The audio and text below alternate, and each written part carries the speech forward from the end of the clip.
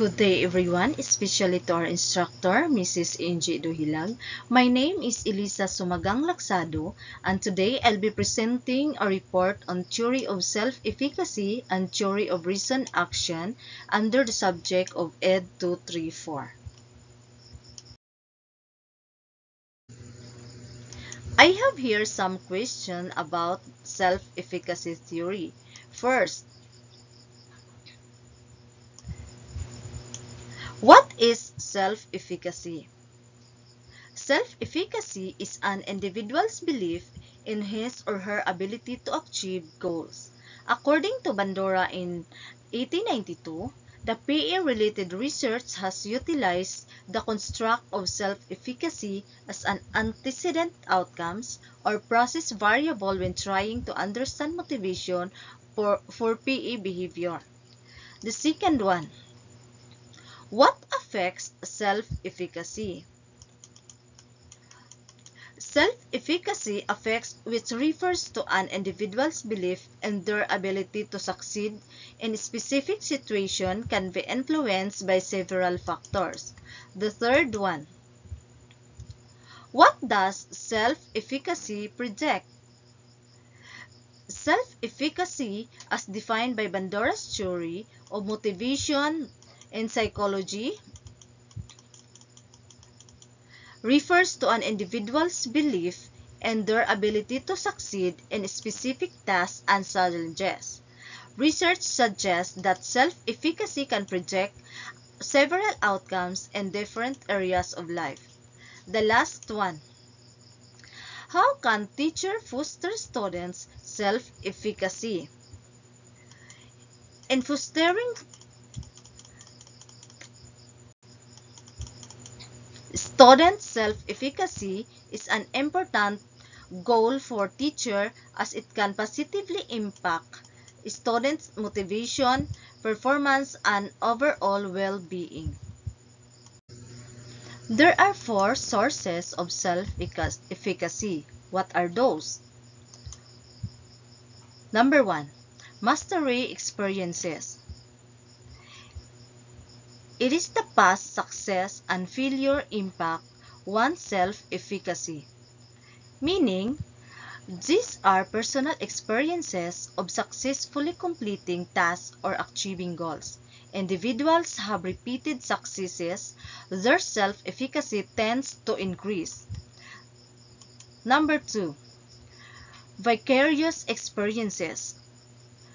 It is success and failure of relatable figure impact on one's self-efficacy. It means observing others succeed can also influence self-efficacy. When individuals see others similar to themselves succeed, it can boost their belief in their own abilities. Number 3, verbal persuasion. It is encouraging and motivating talk. Encouragement and positive feedback from others can enhance self-efficacy.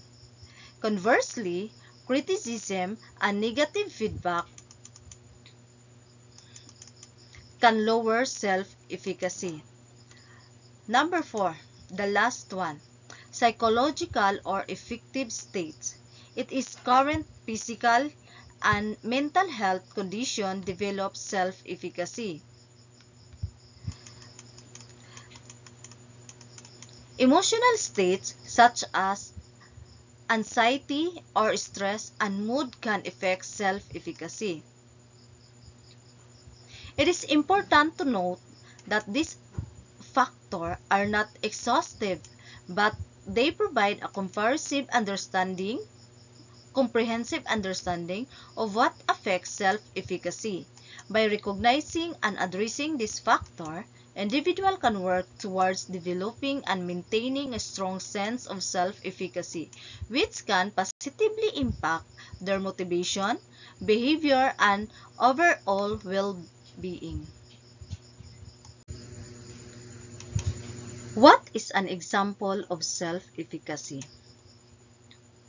An example of self-efficacy can be if someone is faced with an upcoming test that is said to be extremely difficult.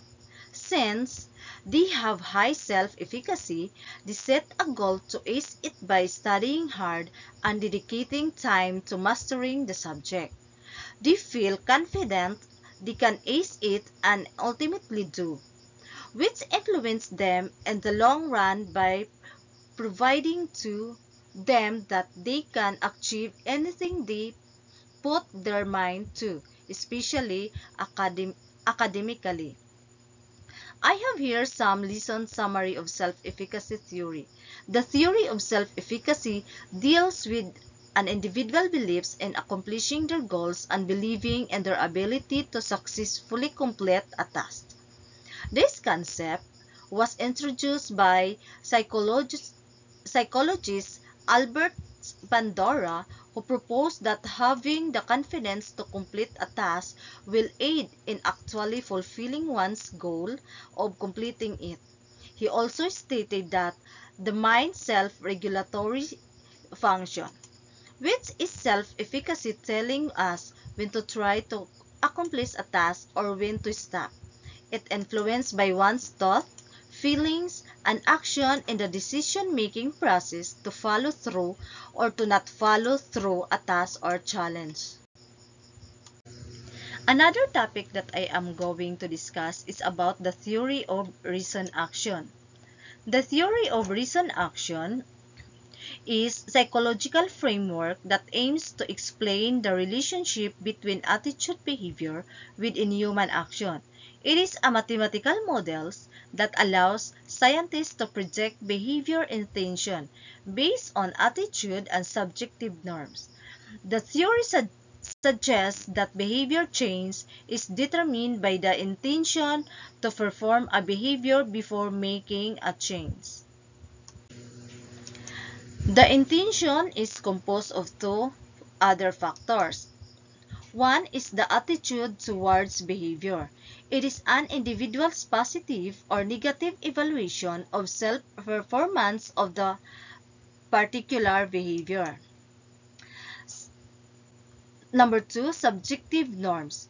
It is a person's perception of the social expectation to adopt particular behavior. The key points about the theory of reason action. The theory of reason action consists of two main components. First is the attitude.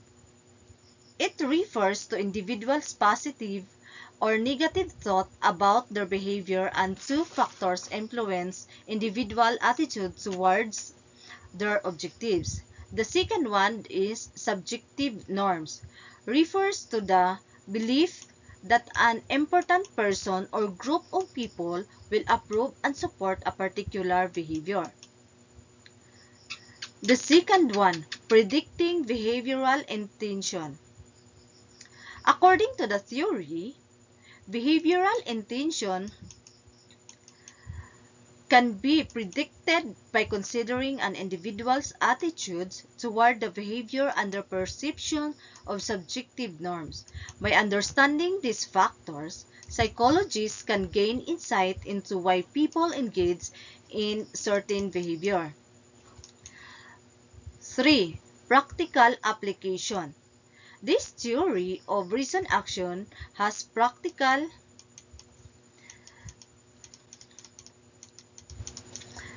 application in various fields, such as health psychology, marketing, and social psychology. It can be used to understand and predict behavior related to health promotion, consumer decision-making, and social influence. The last one, relationship with the theory of planned behavior. The theory of reason action is closely related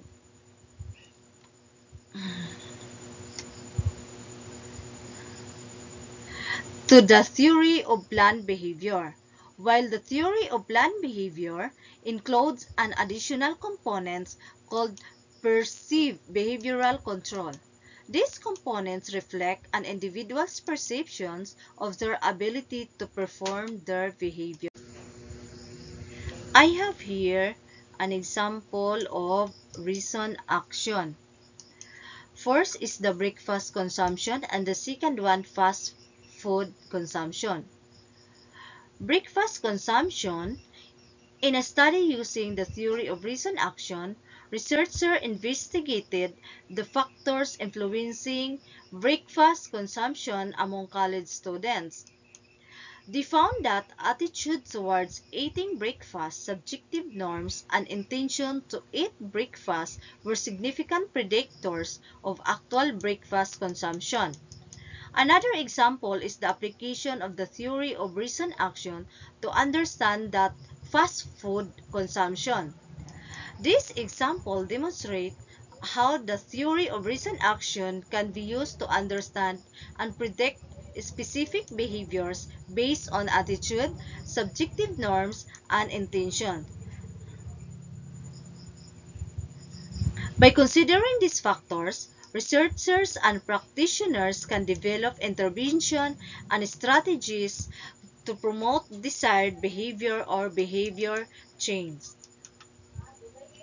There are some applications of the theory of reason action. First is the health behavior, the second one communication behavior, the third is consumer behavior, fourth social behavior, and the last one is the marketing. In summary, the theory of reason action is a psychological framework that helps explain how attitude and subjective norms influence human behavior.